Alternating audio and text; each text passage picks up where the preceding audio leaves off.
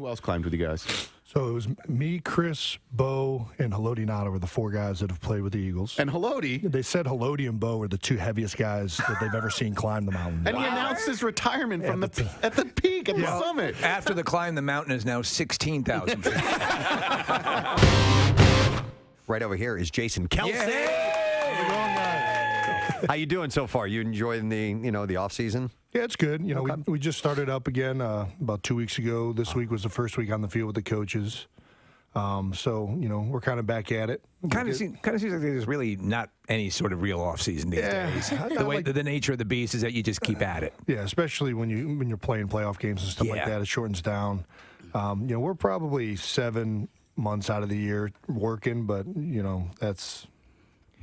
Pretty intensive work for 7 months. But Jason, is it a case of and is it sort of better that way because you gotta do more getting up to speed? Yeah. If you take too much time off, and if you kind of sort of keep at it, you're always just a tick off, fighting weight, basically. Yeah, I think most guys lift year round pretty much. Yeah. You'll take a few weeks off here or there, go on vacation, whatnot, but most guys are always staying in shape. This time of the year is especially important for all the new free agents that we got in, all the guys that are trying to learn the terminology, the new playbooks. Well, your brother's like one of the best tight ends in the league. Yeah. He does a great commercial, by the way. He's tackling an eagle in that commercial, or have we talked about this yet? He's dancing in the commercials, the commercial that I'm talking about, where he's sort of fantasizing, and he's doing like an end zone dance, and then you realize that he's like standing in the middle of a store or whatever. Yeah. So I wanted to ask you, because you guys are both at the top of your games and the top of your positions, who's the actual better athlete? Oh, Travis is not even close. Oh, really? Not even close. You got to call him as you see him. Yeah. Honestly, he's living it out in fantasy, and you're doing it. Yeah. No, he's a special athlete, and he always has been. Even no matter what it was, basketball, baseball. He's just had a knack for sports. I think that I've always been big, fast, and strong, but the type of athlete he is, how fluid he is, the way he moves, his ability to change direction and things like that, and spatial awareness. He's a tremendous athlete.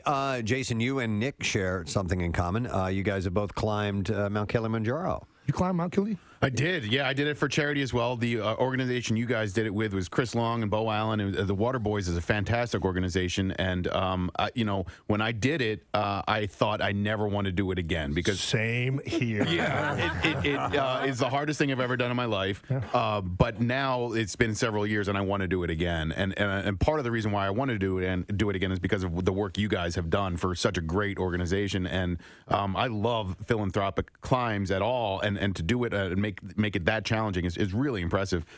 Tell me your impressions of the climb itself. Same as you. Yeah. The moment I started going up that last night, about halfway through, I was like, what in the hell am I doing? Yeah. You're in the pitch black. You're going. What route did you go up? We did Umbwe. Umbwe? Yeah. We did Rongai, which is the only one from like the north side. Yes. It's the shortest, but I think. Is it steeper? I think it's at the top. It's a little bit steeper. Because everyone says it's like Nick was saying that basically as climbs go, it's a gradual, but there was one route that at the end, that's probably what you did, that it becomes a lot steeper. The summit is the hardest part of the climb. Exactly. And you're already tapped out because you've done a climb for several days in a row, and then it becomes the steepest part at the highest elevation. Yeah. Oh, that's wonderful. I don't know if it's any steeper, I shouldn't say that, but you do have to, once you get to the top, you don't go right to the peak, so you have to walk around to the other side of the peak, which is a little bit more of like another 2 hours once you're already at the top, which is kind of like, why in the heck am I? Are you walking? I should already be here. Is that so you summit like at daybreak? So you get up at midnight the night before. That's what we did on this route. You have a headlamp on. It's the blackest of black you've ever seen. I mean, there's not a light on a mountain. Yeah, and you just start making your ascent. And at this point, it's a little bit too steep for guys like me to go straight up. I mean, the porters and guys who do this, I mean, there's nothing to them. They're walking up and down like it's just another day of work. Bastards. But, for us, we go kind of sideways in these skip backs, and it took us 7.5 hours to get to Gilman's Point, which was the top of the Rongai route, and then we had to walk another 2.5 hours to the peak. So I got to the peak around 10 a.m. Who else climbed with you guys? So it was me, Chris, Bo, and Haloti Ngata were the 4 guys that have played with the Eagles. And Haloti. They said Haloti and Bo were the 2 heaviest guys that they've ever seen climb the mountain. And he announced his retirement from at the peak, at the summit. After the climb, the mountain is now 16,000 feet. As we're sitting here talking to you, the texts are coming in, and I wanted to find out what you hear most. Do you hear hungry dogs? What is it? Hungry dogs run faster? Yeah. Okay. Or if I don't eat breakfast, I'm pissed off. Yep. Or from that speech, there were several highlights. Do people just yell those out to you sometimes? Absolutely. Okay. Yeah. Which one do you hear most? I was actually surprised nobody this morning asked if I ate breakfast and if I was upset or not. You've heard enough, yeah, man. Oh, thank you. You know, I probably hear hungry dogs. I probably hear hungry dogs run faster though, Yeah. and that's not just from.